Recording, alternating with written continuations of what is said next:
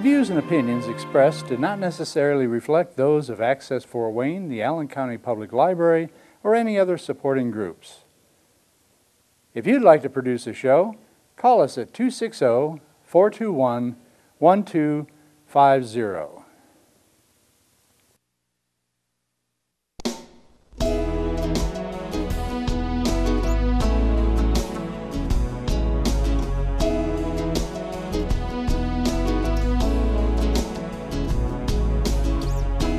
Let me be your lighthouse so I can show you the way.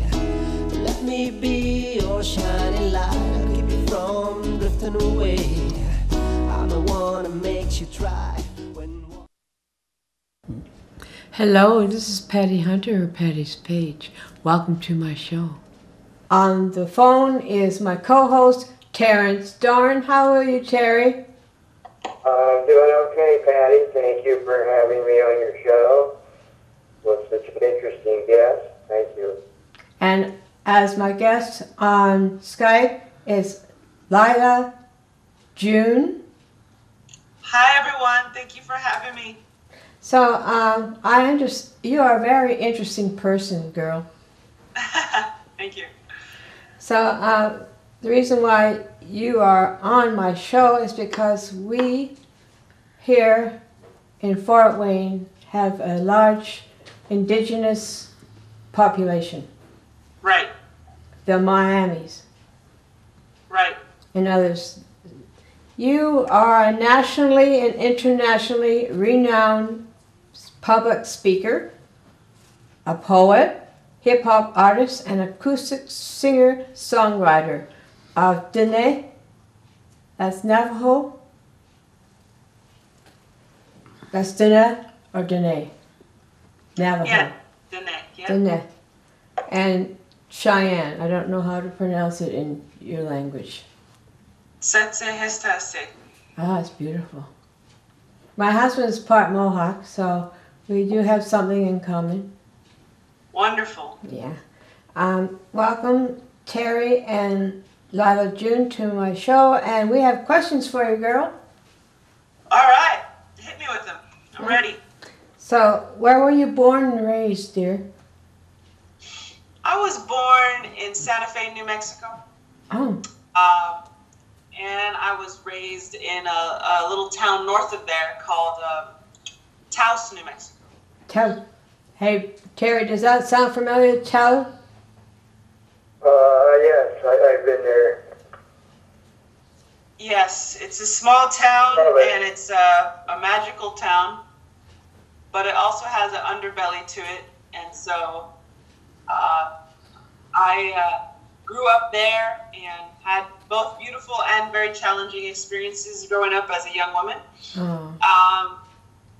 And then I moved around with my dad a lot. I went to 3 different middle schools and 4 different high schools.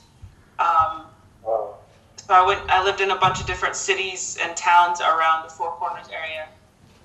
And then I actually moved out to California for college after that. So I've kind of bounced around a lot, but Taos is my roots. Well, Terry, like he said, he's been there several times. Why don't you talk about that, Terry? Well, where are you living now? Are you back in New Mexico? Currently, I live in Alabama. Alabama, okay. Yeah, I've been to New Mexico quite often. I love it. It's like a second home. And, I was interested in the 1,000-mile walk you participated in. Well, can you tell us a little bit more about that? How many miles you walked and what the purpose was? Basically, the Navajo homeland is very, very exploited for its resources. It's very under siege, I should say, by uranium corporations, coal corporations, oil corporations, fracking, helium. They're actually mining helium out of the earth there. So our communities are completely decimated because the companies go there because they know that we're pretty defenseless and we're pretty vulnerable. So we're just really taken advantage of all the time. So this prayer walk was to pray for the healing of our land and of our people, because the decimation of our land and therefore our women, because whenever they import the industry, they import man camps as well, so that there's a lot of higher rate of sexual abuse of women on our reservation, because these man camps come in and these guys aren't always thinking straight, so they harm our women, and just in general, it's not safe to go running at night anymore. So we're walking to the four sacred mountains, which are located in New Mexico, Arizona, and Colorado. And the prayer was just that we could heal the land. And it was the 150th anniversary since when our people were put in a concentration camp by Colonel Kit Carson. So we were also commemorating that, and we noticed that we were in a concentration camp before, and we're in a concentration camp again, because we are stuck in this toxic industry, and we're not able to get out of it. And we realized that 150 years ago, our people were facing their extinction in the face. They were facing their obliteration in the face.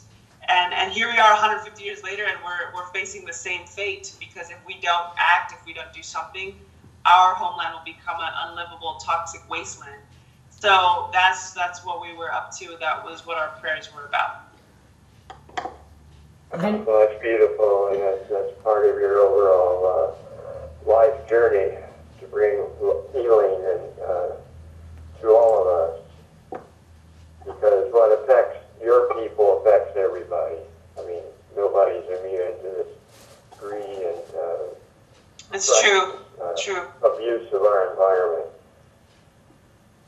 Yeah, Terry has been an activist for a long time. Have you ever heard of Leonard Peltier?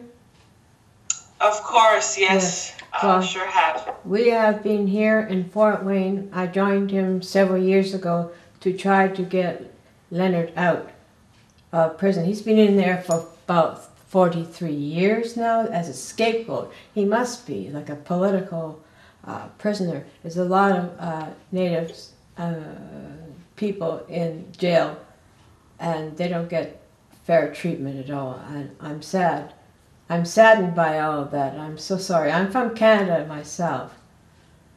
I don't know if we see that much up there or not. I don't know. I haven't been to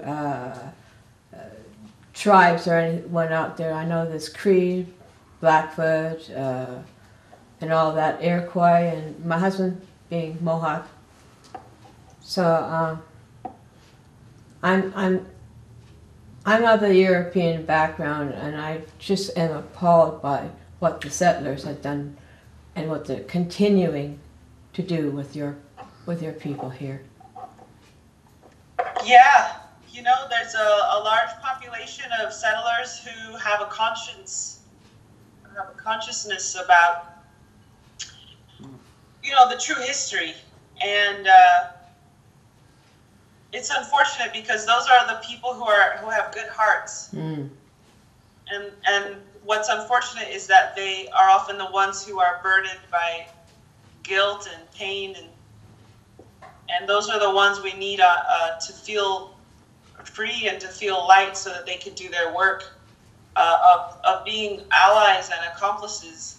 Well, I'm your ally. I know you are.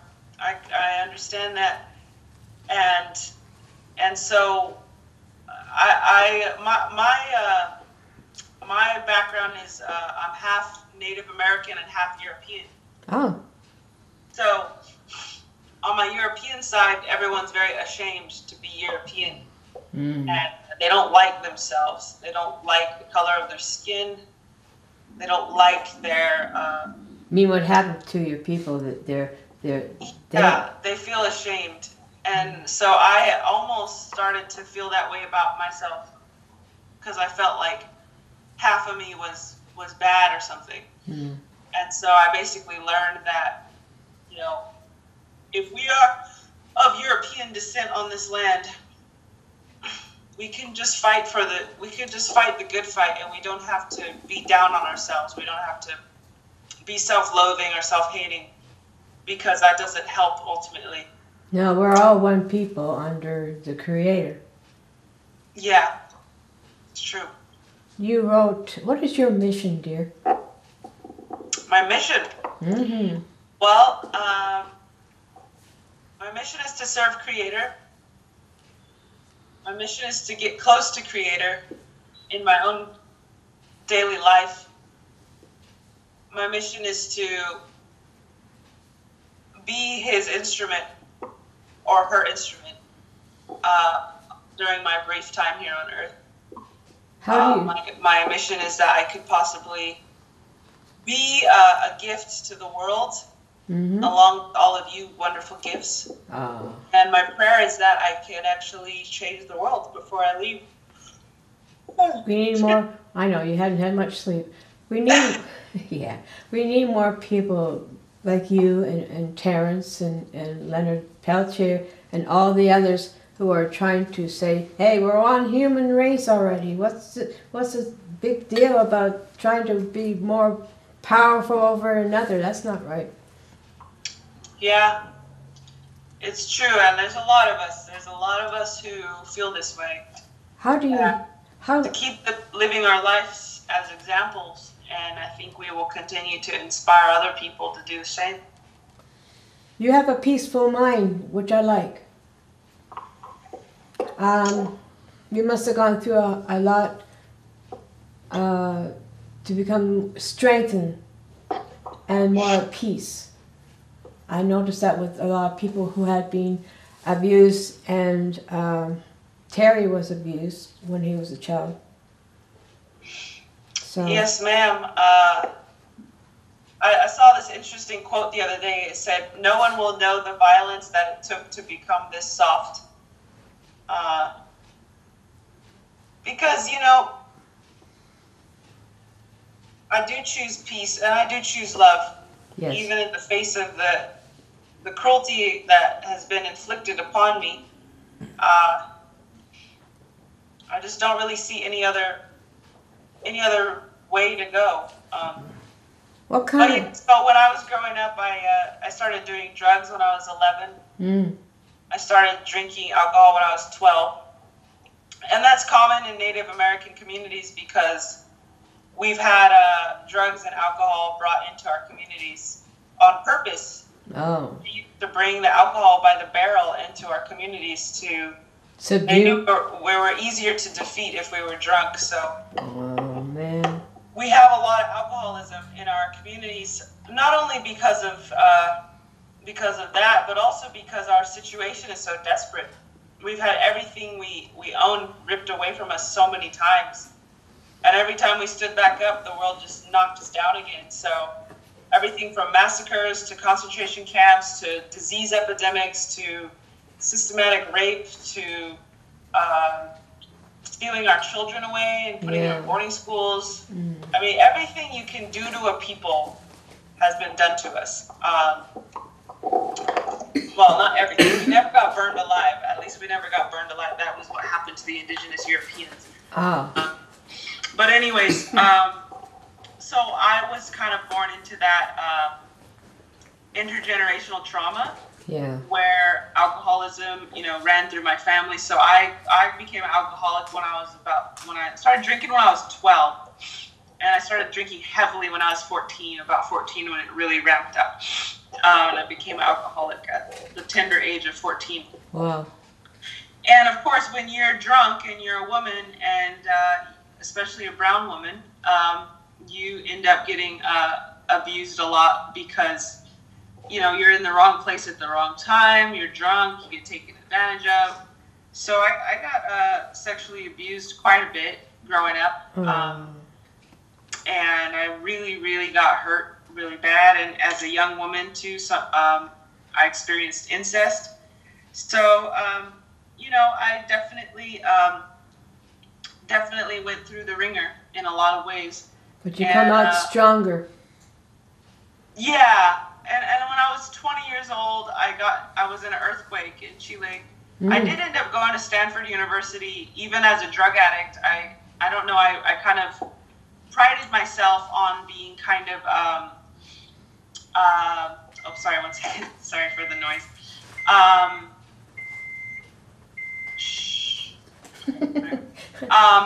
I prided myself on getting straight A's and being a star student. So even though I was drunk all the time and addicted to drugs, I was doing a really good job academically. So I went to Stanford. I was studying abroad at Stanford, and at age 20, an earthquake hit in Chile where I was studying. See? And I tried to escape this building. It was an 8.8 magnitude earthquake. Wow. It was very large. You might remember it. Yes. And I jumped off the third-story balcony trying to get out of the building, and I broke my pelvis and I broke my spine. Wow. Yeah, and I couldn't walk for a couple months. So that experience really was a life changer because I pretty much had a near-death experience, and I had to decide if that was how I was going to live and die, if I was going to be a drug addict and a drug dealer, which I was, or if I was going to die a more honorable death, if I was going to live a more honorable life. So that's when everything started changing. The Creator was with you, dear. Still is. Yes. You had a hand I in know that. that. If you fall 3 stories, you're usually supposed to die, but I believe wholeheartedly that something was looking out for me that day. Yes. And I had more work to do on Earth, and I decided to not die that day. So anyways, that's about the time when I started praying to get sober. Mm-hmm. And I asked Creator to please get me out of my situation of addiction. And lo and behold, some people came my way, and they taught me that no matter what anyone does to your body, you'll always be sacred. They taught me that even though these things happened to me, it wasn't my fault. Right. And it doesn't make me less of a woman to have been raped. Because a lot of my addiction was rooted in the rape. A lot of the self-hatred was rooted in the rape. So they had to heal the root, which was the rape, in order to help me get sober. So once I started realizing that the rape wasn't my fault, it didn't make me a bad woman, it didn't make me a gross person, or I never lost any innocence or anything like that. And they started to show me that I actually was one of Creator's warriors, to come here to fight the good fight and to serve Him. And so that's about the time I quit all the drugs, and I've been sober for on December 15th. It'll be 6 years. 6 years. Good. Without a single drop of alcohol. That's great. I'm proud of you, girl. Thank you. I'm proud of me too. And but in terms of nonviolence, I've always been intrigued by nonviolence. And I remember even as a freshman in college really exploring Gandhi's concept of satyagraha and watching movies about his experiments with nonviolence. And I was always very drawn to Martin Luther King as well. Yes. And his manifestation of nonviolence as well. And I was very drawn to some Native American people, such as Tall Bull, who was a Cheyenne warrior who refused to fight, and even Sand Creek Massacre, where a lot of Cheyenne people were murdered. They refused to fight, and I'm not happy that they got massacred, but I admire them for not fighting, for not lifting the weapons. And they say that because the people didn't fight that day, it changed the course of history forever, because the world could see, okay, this is not a battle, this is a massacre. And they say because of that is the reason there's a drop of Cheyenne blood left on the planet. Oh no. Because they refused to fight. And their commitment to peace showed the world that we were not savages. We were not. You're human beings, really. What? Yeah. What? Not a war. This was a massacre. There's a difference between a battle and a massacre. A battle has two people fighting each other. Yeah. A massacre is what really happened to our people across the country. And every now and then we'd lift a weapon, and then that would make it look like a battle. But really, we weren't wanting to fight. We weren't wanting to hurt anyone. We were forced to fight sometimes. Yeah. And so, anyways, my point is that a lot of Native American leaders also taught me the beauty of nonviolence, as well as Arquios Largos, who's a Dene ancestor, who worked tirelessly to try and get Dene people and Spanish people and Americans to stop fighting as well. And so those are the people I look up to, and I don't know if I'm going to succeed in my pursuits of nonviolence, but I do know that that's what I adhere to, and that's what I'm going to follow for the rest of my life. You are a poet. Yes. Do you have a poem for me, dear? I have lots of poems for you. Which one would you like to hear? I have one about water, and I have one about hojo, which is a Navajo word that I translated into English. What's that? What does hojo mean? Navajo? Okay.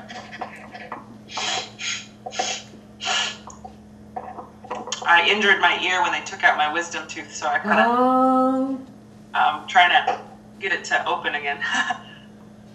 Okay, so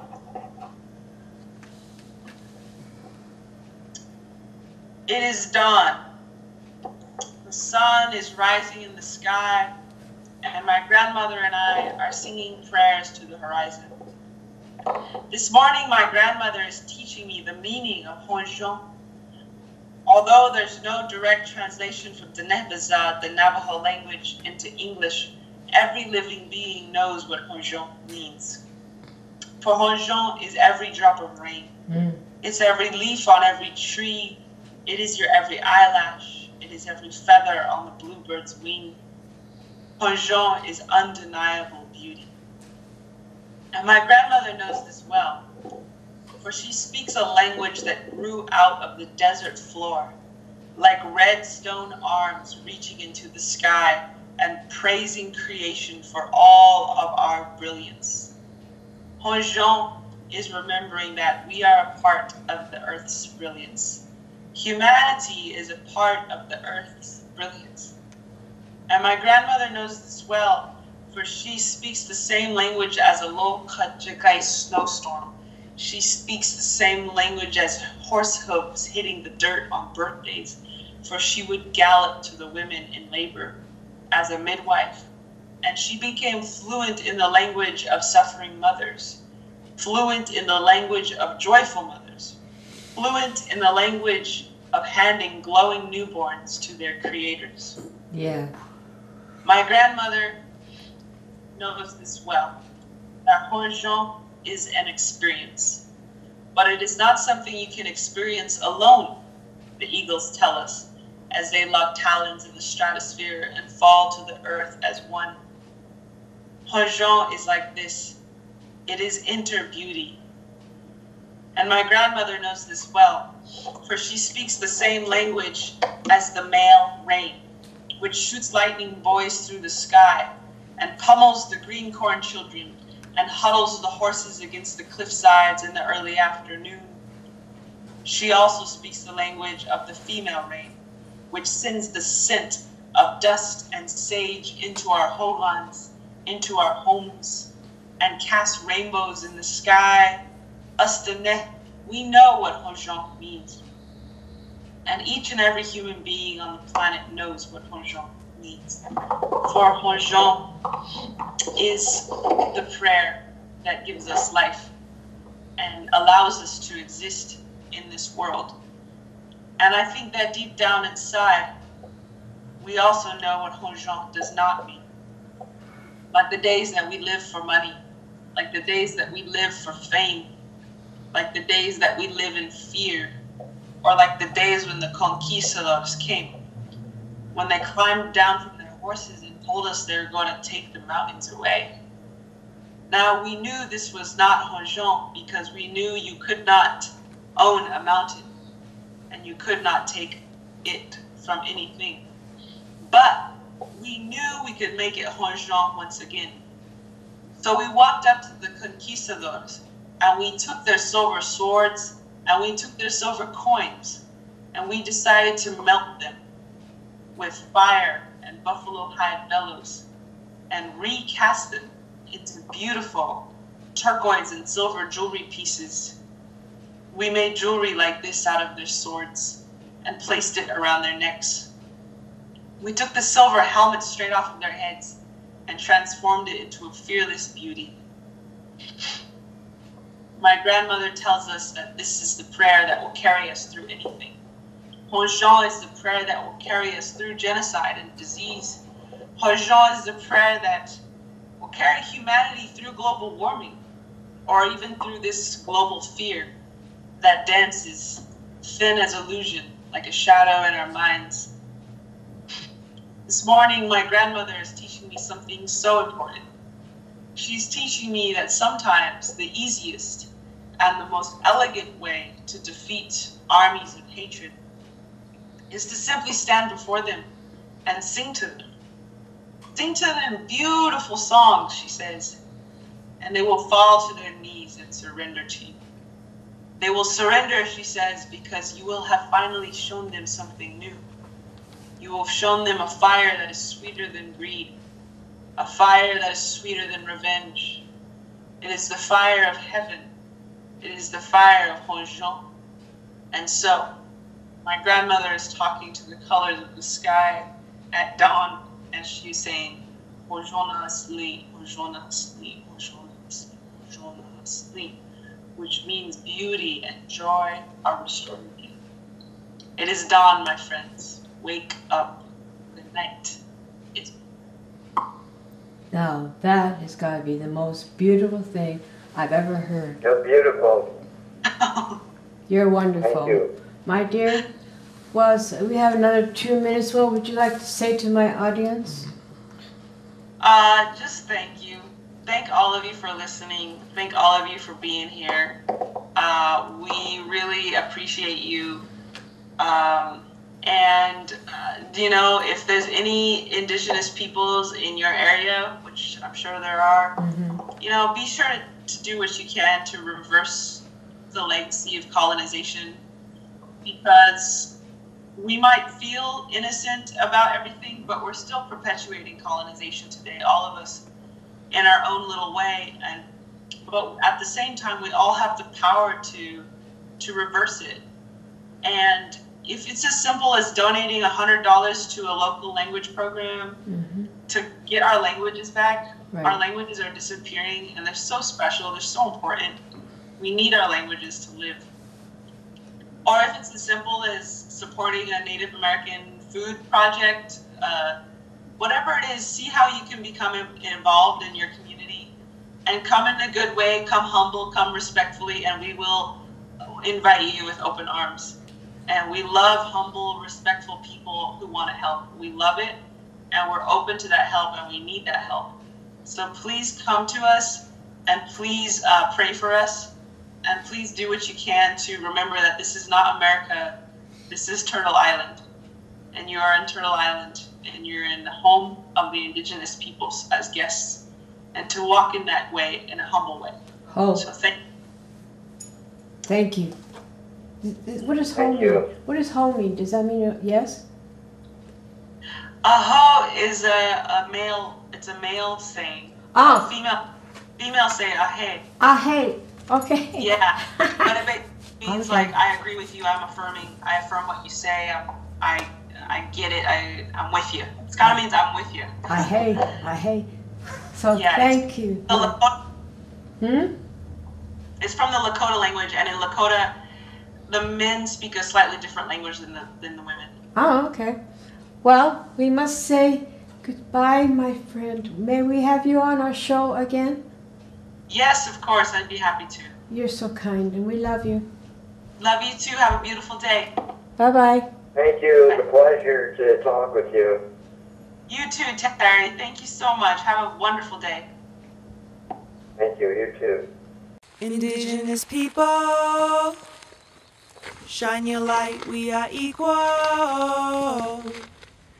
I remember the days when our prayers were illegal. I remember the days when being Indian was lethal. Yeah, we had a rough past, but get ready for the sequel. Get ready for the glorious comeback of our people. Oh, yeah. Rise up, all you warriors of love, all you answers to the prayers of our ancestors from above. I can feel it in my heart. Can you feel it in your blood? I can hear the seventh fire calling us to wake up, wake up. All nations rise. Rise up, 'cause now's your time. We don't have to hide anymore, 'cause now's the time. All nations rise, rise up, 'cause now's your time. We don't have to hide anymore, 'cause now's the time. With forgiveness as my bow and my prayers as my arrows, pull them back and let go. I watch them fly like sparrows. Have hope. Yeah, have hope. With compassion as my shield and faith down to my marrow, I will walk the pollen path even when it gets narrow. Yeah, yeah, I resurrect. Yes, you can bet that we seen the single mama raising children on the res. We seen domestic violence tear apart what we have left. We seen the alcohol take it all and leave us dead. We seen the children take their lives when they can't take the dread anymore. It's a war.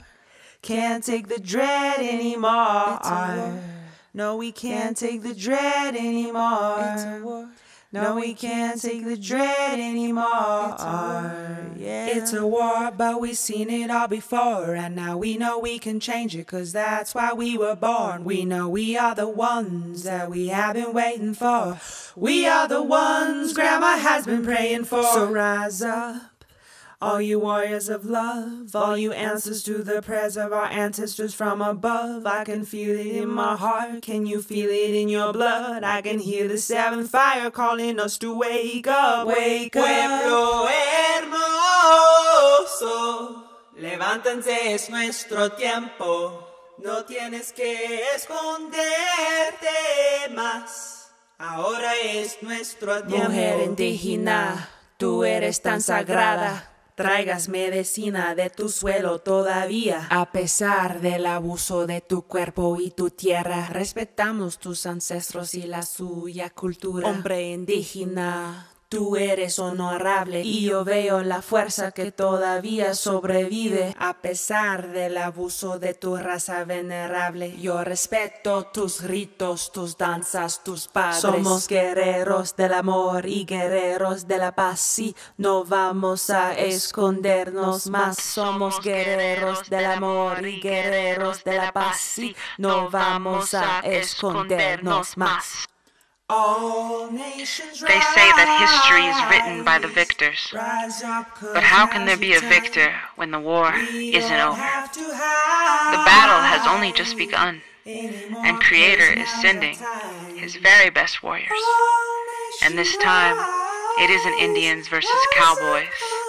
No, this time, it is all the beautiful races of humanity together on the same side, and we are fighting to replace our fear with love. And this time, bullets, arrows, and cannonballs won't save us. The only weapons that are useful in this battle are the weapons of truth, faith, and compassion.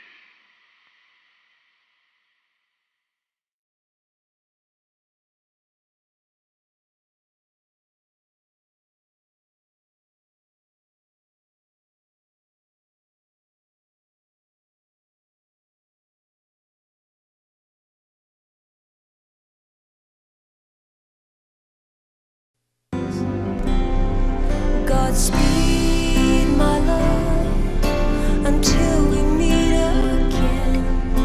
You're always in my heart and every dream. Don't let this time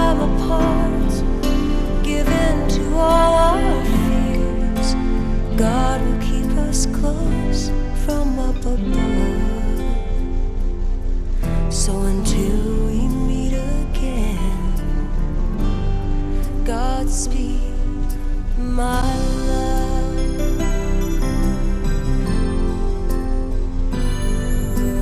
God is with us always, and for the rest of all our lives.